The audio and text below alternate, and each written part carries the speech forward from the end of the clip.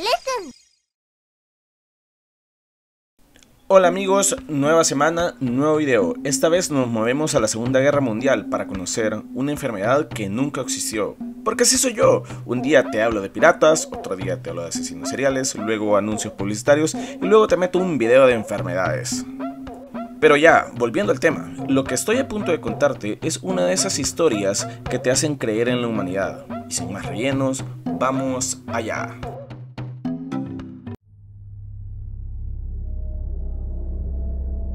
En 1943, cuando las tropas de la Alemania nazi tomaron la capital italiana tras el derrocamiento de su aliado el fascista Benito Mussolini a manos de un grupo de militares, empresarios y políticos, ocurrió un suceso muy extraño. Luego de que los militares se hicieran con la ciudad, los soldados alemanes iniciaron una cacería contra la comunidad judía de la urbe, que hasta ese entonces se había salvado de la brutal persecución y aniquilamiento registrada en otras zonas de Europa.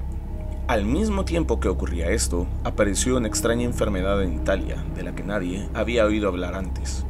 Era muy contagiosa y sus síntomas eran horribles. Las personas tosían sangre y se les desfiguraba el rostro antes de morir. Aquella enfermedad se llamó el síndrome K. Lo curioso es que en realidad esa enfermedad nunca existió.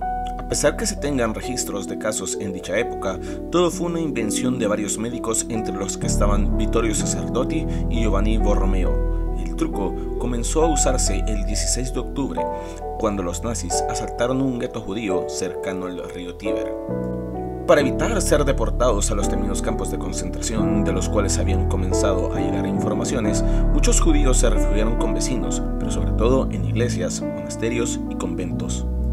A su vez, mientras los judíos estaban siendo cercados, los médicos ocultaron a varios de ellos en un hospital cercano llamado Fate Bene Fratelli. Sin embargo, a pesar de los esfuerzos de los médicos por ocultar a los judíos, los nazis no tardaron en llegar al hospital para continuar con su cacería. Fue entonces cuando los médicos elaboraron un plan para diferenciar a los pacientes reales de los judíos, diagnosticando a los refugiados con una enfermedad imaginaria. El entonces director del hospital, Giovanni Borromeo, el ferviente católico con buenos contactos en la Santa Sede, los recibió y se ofreció a mostrarles el recinto a los uniformados. No obstante, al llegar a una sala les advirtió que ahí había personas aisladas por presentar los síntomas de una extraña y peligrosa enfermedad que apenas estaban investigando. Borromeo le dijo a los alemanes que se trataba del síndrome K, una dolencia que describió como altamente contagiosa que afectaba el sistema neurológico y que acarreaba la muerte. Ante tal afirmación, los alemanes pensaron que era cáncer o tuberculosis y huyeron como conejos. Una vez los alemanes se marcharon, los médicos pusieron en marcha un gran montaje.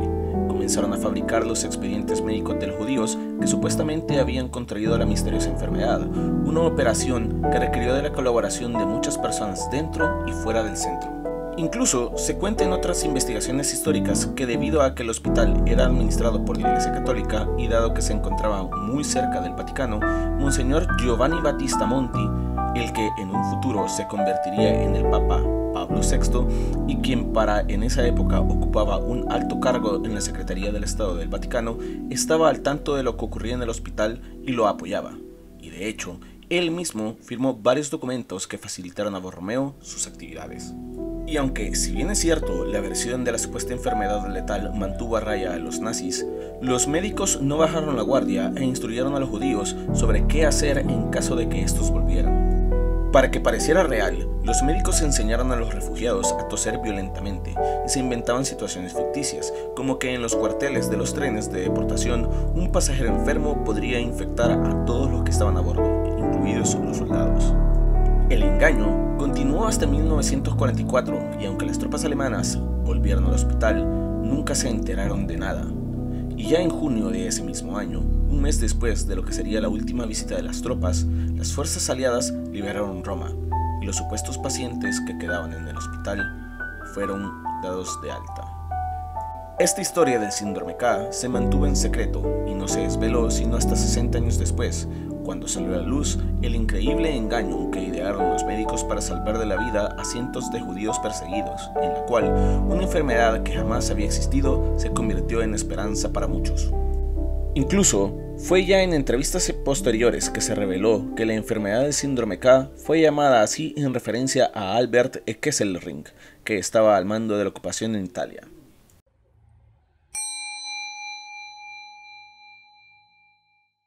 La enfermedad se marcó en los informes de los pacientes para indicar que el enfermo no estaba enfermo en absoluto, sino que simplemente era judío.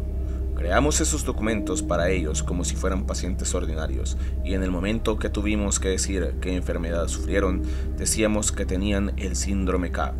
Aquello significaba estoy admitiendo a un judío, como si estuviera enfermo, pero sabiendo que todos estaban sanos en realidad.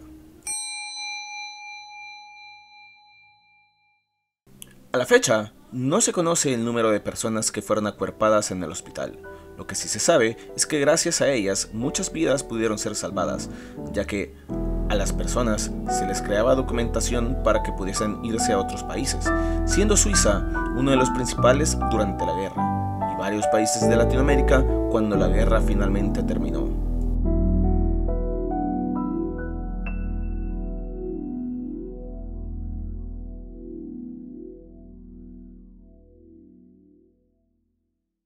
Y nada amigos, esta fue la historia del síndrome K, la enfermedad que nunca existió. Si te gustó, dale me gusta, suscríbete, comparte y nos vemos en el próximo video. Chao.